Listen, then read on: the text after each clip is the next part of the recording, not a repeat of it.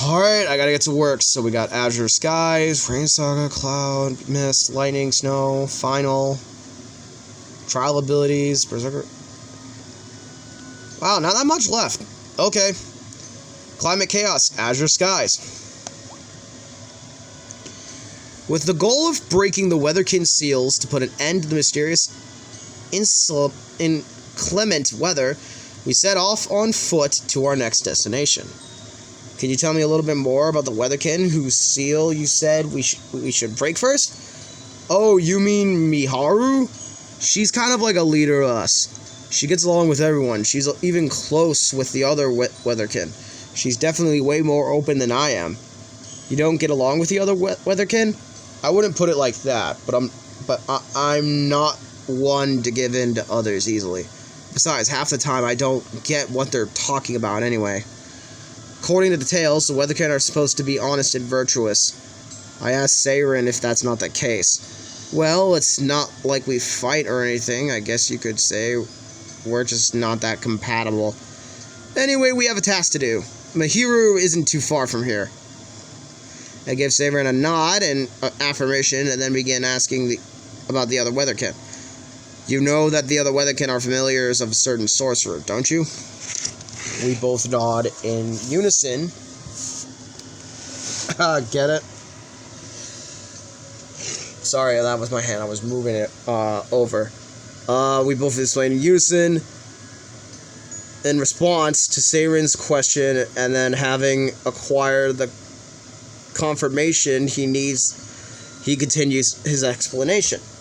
Miharu, the de facto leader of the Weatherkin, is really bubbly and constantly says how much she loves everyone. Her qualities make her really suited to being a leader. Some might even say she is a little too lively. Just thinking about her fills me with energy. Miharu is particularly close with Ameo. Ameo is a clumsy crybaby that's always apologizing. She takes everything so seriously, she's forever running around trying to please everyone. Whenever she would see me, she would be struck with fear. I really wish she'd have stopped doing that. I would have liked it if we'd gotten along a little better. Maybe it was my face that was scaring her. Kanari is bad-tempered. Amayo wasn't just scared of her. She made Amayo cry her eyes out. They tried to work their differences out, but it seems like no matter what they tried, nothing worked. I tell Seirin it sounds like Amayo is the kind of like a little sister of the Weatherkin, and I've just finished my sentence and a faint smile fills his cheeks. Maybe. On second thoughts, nah. Miharu and Awayuki would dote on her more like you would with a little kitten. Awayuki is the Weatherkin of Snow. He's a man of few words, and he always spaced out. He's kind of like a baby brother to me. He doesn't like noisy places, so whenever the Weatherkin would gather, he'd stand a little distant from the group, and he'd be looking to me. I don't know why exactly, but we connected. Unlike Awayuki, Sagiri was loud and talkative. Just as the name suggests, Sagiri is the Weatherkin of Fog. Seirin begins to talk about Sagiri, but his voice is filled with hesitation, so I inquire as to why. I wasn't too sure how I should introduce him. Sagiri is a busybody that always sticks his nose into other people's businesses.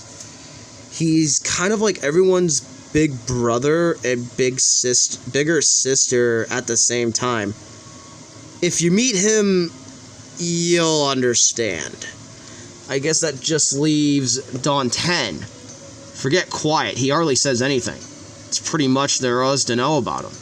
Seirin finishes Don 10's introduction abruptly, saying that there's nothing to be said about him.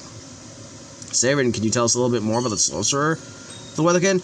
The sorcerer is a really kind person that has always treated me warmly.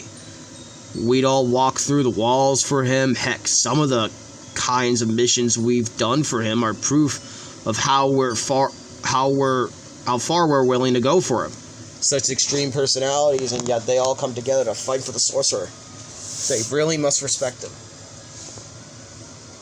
Hell yeah. He sounds like he is to be respected. Aerie, who was listening intently, smiled gently after hearing how much of the weatherkin look up to the sorcerer. So this is the place where Mihiru resides. Suddenly a bright light flooded the surrounding area, and hot sun rays down from the sky. So we're walking into a fire. We edge closer, step by step. As we move closer to the light, the figure of a lone girl appears. Her face was covered by a strange paper mask with facial features drawn on it. Mihiru! Seiren mutters under his breath. That must be the weatherkin of the clear weather. Mihiru. Mihiru, can you hear me? If you can hear me, say something. Why? They all wished for it to be fine. What are you talking about, Mihiru? Are you listening to me? Why? Why are you looking at me like that? Why did you leave me? No! Ah!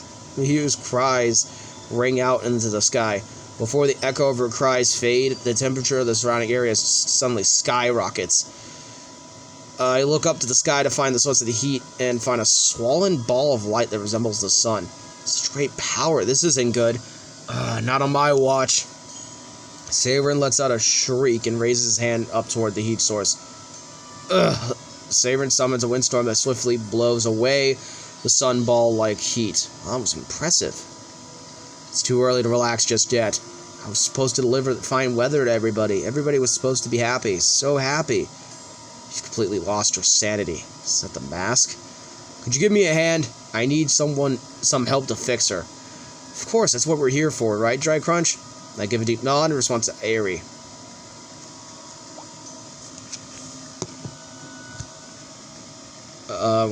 Yep. Take off the mask. With the swift tear, the mask is ripped off, revealing Mihiru's face. Huh. What? Where? Oh, Seiren! Long time no see. And she's back to normal. Long time indeed. Did I do something? You don't remember what just happened? What is going on? Who are those kids?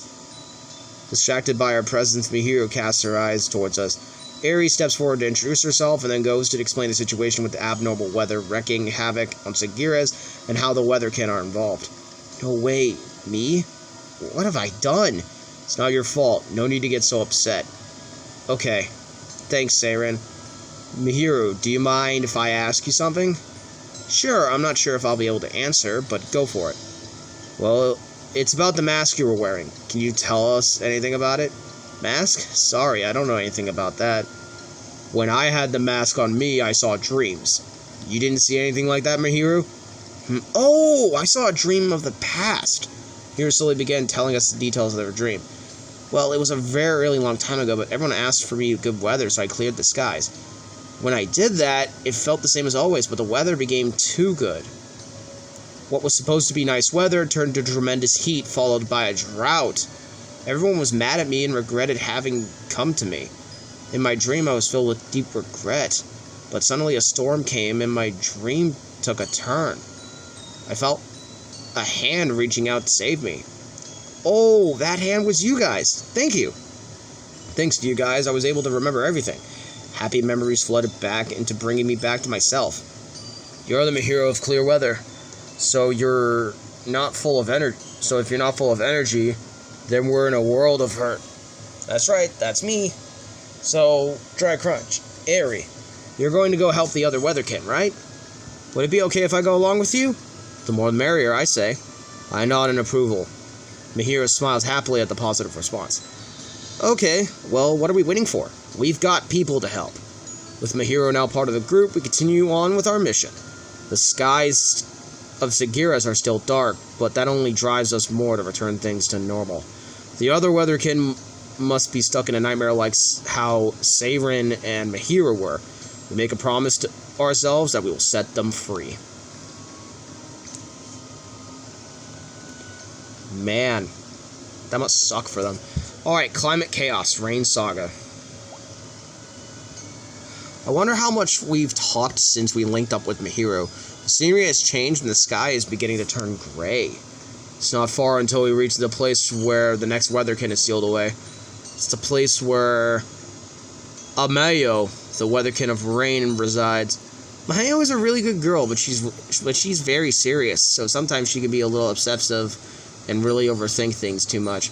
When I first met her, she was all torn up, saying that she hated both herself and the rain. I was able to talk to her at the time and tell her that she didn't need to keep her concerns to herself and she should talk to people.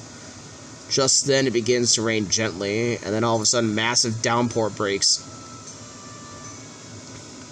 Oh no, it started to rain. If I remember correctly, there should be a big tree a little ways over here. We should be able to take refuge from the rain under there. Hurry up, everyone, the rain's getting worse. As the rain gets heavier with every passing second, we dive for cover under a great tree. So, is the rain a result of Weatherkin Amayo's power? Yup, without no doubt. So I guess rain is only going to get heavier the closer we get to her then. We should think of something to protect ourselves. I've got it! Mihiro, could you do that thing? You know, the thing where you draw a circle in the sky with your hands? Oh, that requires a lot of power, but if it's for Amayo's sake, then say no more. I wonder what those two are thinking about. I cast my eyes over at Irie, but she doesn't seem to catch on. You two watch carefully. Mihiro thrusts her arms towards the sky and points her index finger out. Let it be fine. Mihiro then rotates her arms around, drawing a big circle in the sky. Gradually, the rain in the circle dissipates, giving way to clear weather. Wow, that was impressive. Thanks. You're able to change weather even as bad as this. That's some pretty impressive power. As if praising a favorite younger sister, Seiren begins patting Mihiro on the head. It's not the most sincere way of giving praise, but Mihiro's cheeks are filled with a warm smile. With power like that, I'm sure everyone is happy to have you around. Do you not like the rain, Irie? Well, if I'm honest, rainy days do make me feel a little depressed. I see, but the rain has also its own charm. Charm? Irie doesn't really get what Mihiro is trying to say, so she tries to probe further. Just then, looks like we don't have much time for idle chit-chat. Seiren points to the sky. The circle that Mihiro had just drew begins to shrink.